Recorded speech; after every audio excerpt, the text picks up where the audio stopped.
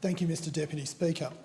I'd like to take the opportunity today to talk about the community that I am so proud to represent in this place. I've spent my whole life being born, growing up, working my first job and raising my family amongst a truly generous people. There is no shortage of Northern Beaches men and women who are willing to contribute their expertise, time and money to the multitude of causes we support. Not a day goes by without a community group, a volunteer organisation and an individual contributing. I said it time and time again, on the Northern Beaches we don't wait around for others to come and fix our problems. We roll up our sleeves and we give things a go. The South Narrabeen Surf Lifesaving Club, led by President Martin Haywood, is one of these organisations. Every year since 2006, they host the Bush to Beach.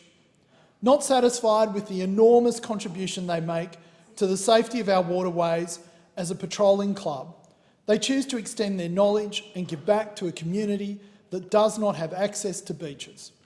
Since its inception, Ken Passmore and Jack Cannons have worked tirelessly to raise funds in our community so that the Brewarrina community in remote outback New South Wales can bring 50 Aboriginal students and their carers to Narrabeen Beach to familiarise them with the beach and talk about water safety.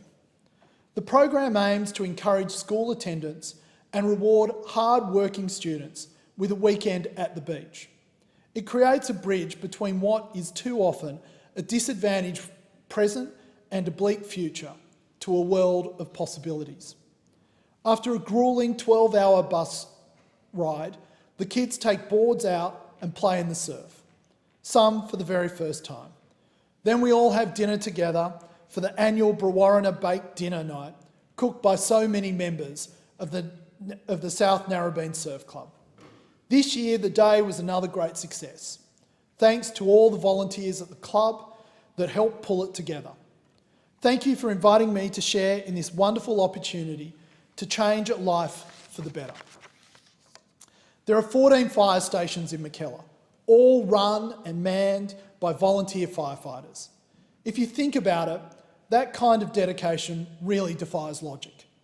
To voluntarily put yourself in danger in order to keep your community safe without asking for anything in return is quite extraordinary. This summer has seen record heat waves around New South Wales, with plenty of days being declared total fire bans.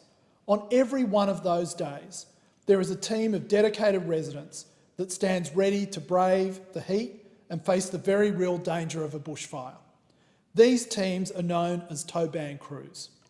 Our brave firefighters are, of course, also supported by a multitude of volunteers playing crucial parts behind the scenes, from feeding the firefighters in the fire stations to manning the communication channels that are vital to keeping our community safe. On behalf of the whole community, I thank you for your efforts and I look forward to meeting each and every one of you during your upcoming AGMs to celebrate a great year of volunteerism. The Avalon Soccer Club is a treasured organisation within the Northern Beaches community. In recent times, under the dedicated presidency of John Coton, the Avalon Soccer Club has grown to over 1,100 players. Mr Deputy Speaker, with such growth comes a need for improved facilities.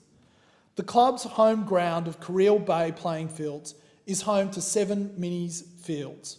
However, like many sporting facilities across this country, those fields are closed if it even looks like raining. The drainage on the minis fields needs fixing. Fencing around the playing fields needs installing. Barrier netting to prevent stray soccer balls being lost in adjacent mangroves needs erecting. Earlier this year, I voiced my concerns with the Northern Beaches Council to fight for drainage, fencing and barrier netting for the Avalon Soccer Club. I'm pleased to announce that today, the Northern Beaches Council committed to me that the drainage will be fixed by September this year, that the feasibility of further barrier netting is being investigated in consultation with the club, and that fencing will be installed in the coming 12 months. This is a great result for a great community organisation like the Avalon Soccer Club. I encourage all community organisations to contact me if they have issues they need help with. I'm here to help and will always do my best to fight for you on the things that make your lives better. The West Pittwater Community Association was created to protect the unique character, culture and environment of West Pittwater in Mackellar. By providing a collective voice and protecting the environment, the West Pittwater Community Association ensures their members are a part of a balanced and happy community. I'm hoping to be of service to the association and community in West Pittwater by helping secure funding for an additional and badly needed power connector. It is my honour to support an association that envisages a supportive community where civic pride is encouraged and promoted, where interest in community affairs is fostered, and where there is ultimately goodwill amongst residents. The West Pittwater Community Association gets involved and actively seeks to protect our local fauna and flora. It also plays an essential role when it comes to securing both public and private property, such as the local wharves and reserves in the area. The Vale Hospital Auxiliary comprises a group of women who you don't want to mess with. They tirelessly dedicate their energy to helping improve services for patients at the Vale Hospital. Under the leadership of President Norma Moran and Vice Presidents Gail Carew and Kay Thompson, the group continues to thrive and actively engages with their members. They staff the kiosk at the hospital, they assist in the assessment and rehabilitation unit and new beachside rehabilitation unit. They run raffles, they man stalls, they organise fashion parades, the list goes on and on. For over 50 years, all members of the auxiliary have contributed to the best of their abilities, be it by knitting, crocheting, sewing, or baking goods to raise money for the hospital. Every cent they raise goes towards purchasing equipment for those who have suffered bad health. It's quite incredible. Never complaining, they quietly contribute to the community, an inspiration to all who see a problem and just keep walking. If you stop, find the right people and give it a go, the chances are you will find a solution. I thank all those who have and continue to support the group and their committee for their commitment to the Northern Beaches. As I said, they're not an easy group of people to say no to. Last Thursday, I was truly honoured to attend the season launch of the mighty Manly Sea Eagles. Talent-laden and youth-filled, Manly's 2017 lineup is sure to give this year's NRL Premiership a shake. Over the last decade, our Manly Sea Eagles have done us proud, being one of the most successful clubs in the NRL. Manly has made the finals 8 of the last 10 seasons, appearing in 4 grand finals and winning 2. Delving deeper though, Manly really should have been awarded a 3rd premiership were it not for the member for Melbourne's club's misdeeds.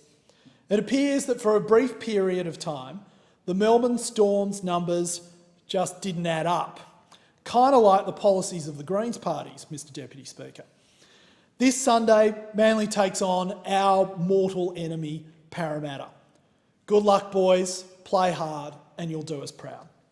I wish Coach Trent Barrett, assistant coaches John Cartwright and Anthony Seibold, and Captain Daly Cherry Evans all the best for 2017. Thank you.